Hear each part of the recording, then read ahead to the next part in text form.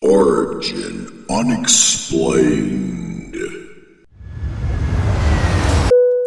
Airplane mode. Are you into MK Ultra, underground bunkers, harp and all the sorts? Well, this is part one, and this one's right here in my neck of the woods, right where I live. We're talking about a place that most people around here have driven past, flown over, or completely forgotten about. But it's not gone. It never actually left. Griffiss Air Force Base might have shut down officially, but something about it still feels off. Still guarded, still quiet, in all the wrong ways. They say Griffiss shut down in the 90s, but let's be honest, okay? Places like that don't just die. They go quiet. They fade into a business park facade. The gates change, the uniforms disappear, but something always lingers. So this episode isn't just about another Cold War relic. It's actually about a place wrapped in concrete, sealed in silence, and still pulsing with rumors. Yes, decades later. Tunnels no one admits to. Contamination? Oh yes, they tried to clean up, but only at the surface. Stories of upside-down aircraft, mind-altering tech, and a 1994 cyber attack where hackers claimed they were chasing alien anti-gravity files buried deep in the Rome lab servers. So, you can believe the official version if you want. That was just a research base, just a depot, just an airport. But what if Griffiss was never about what they told us on paper? What if beneath all that radar testing and communication chatter was something else? Something experimental, something hidden, something they couldn't risk exposing. Tonight we're not just looking at what Griffiss was. We're looking at what it might still be. I am Sue, and this is Origin Unexplained, and as you well heard, you know what we're talking about this evening. So, Griffiss Air Force Base had actually once stood as a towering emblem of military might in the heart of central New York. Right in the middle of the state, not the city. Located in Rome in the Mohawk Valley region. The base originated in 1941 as the Rome Air Depot, and quickly it evolved, first day with my new tongue there, into one of the United States' key military installations.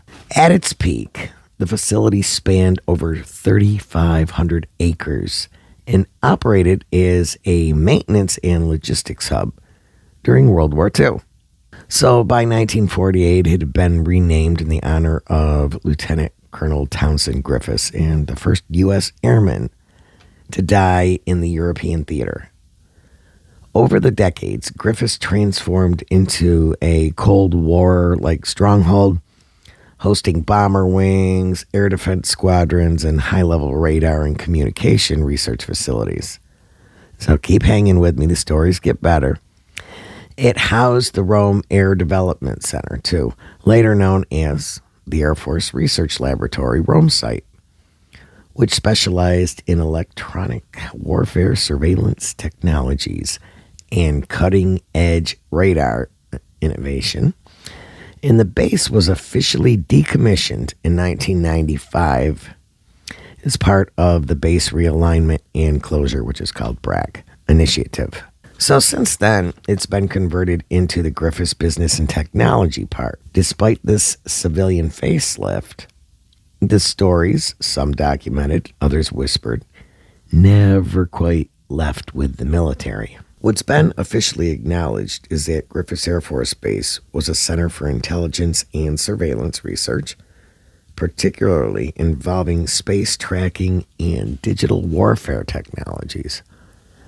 The first space surveillance squadron operated right here out of the Verona Test Annex, and it actually played a key role in monitoring low Earth orbit.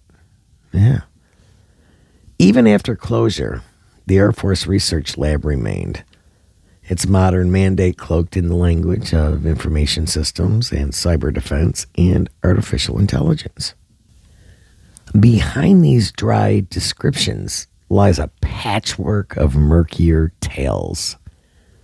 Stories of contamination, covert operations, and unexplained occurrences that have never received a satisfying explanation.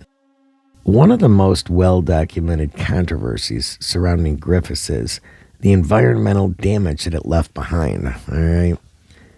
The base was designated. It was a Superfund cleanup site due to toxic waste, solvents, heavy metals, and, of course, industrial pollutants that leached into the soil and water.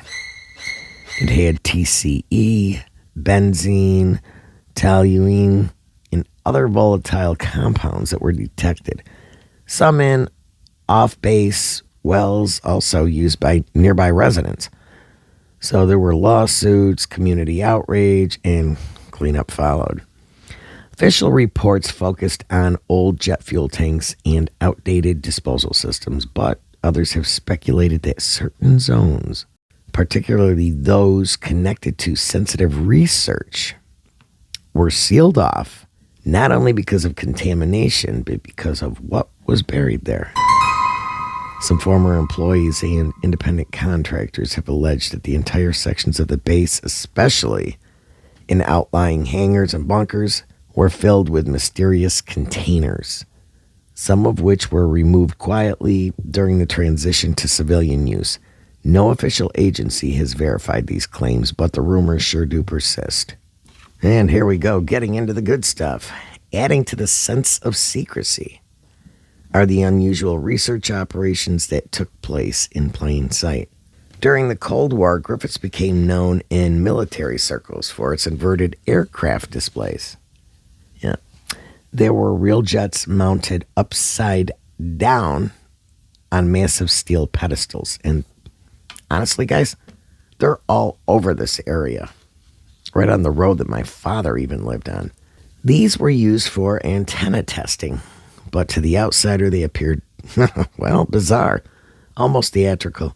The Rome laboratory, in particular, became a hub for radar and signal distortion, technology which fueled theories about electromagnetic warfare and even mind control experiments. This type of research overlapped with the era's larger fears, programs like MK Ultra, HARP, and rumored electromagnetic interference with projects. Well, at other bases, that is.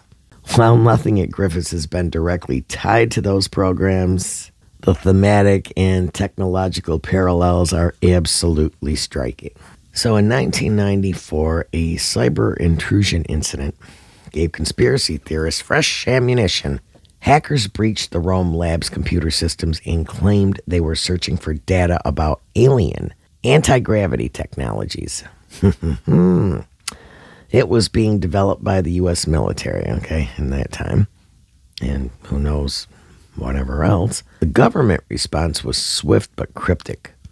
A few arrests were made, yet many files associated with the breach were sealed. Some believe the hackers were chasing shadows. Others believe they came very close to exposing something that was real.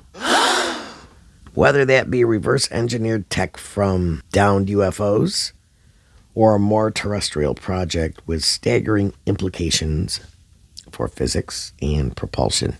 Throughout its history, Griffiss also attracted protests and political unrest.